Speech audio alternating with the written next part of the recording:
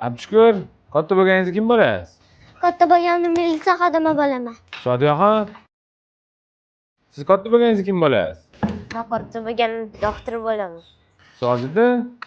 Siz katta bo'lsangiz kim bo'lishni xohlaysiz? Men katta bo'lsam telefon bo'lmoqchiman. Tushunmadim. Nega telefon? Chunki telefon bo'lsam hamma meni yaxshi ko'radi. Telefon bo'lsam ertalab turib hamma birinchi bo'lib menga qaraydi. Agar telefon bo'lsa menga nima kerak bo'lsa olib berishadi. Ovqat yeyotganda menga qarab yeyishadi. Agar telefon bo'lsa doim yonimda pulim bo'ladi.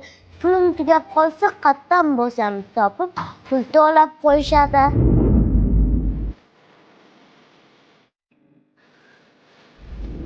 Adam bilan oyim doim yonlarida olib yurishadi.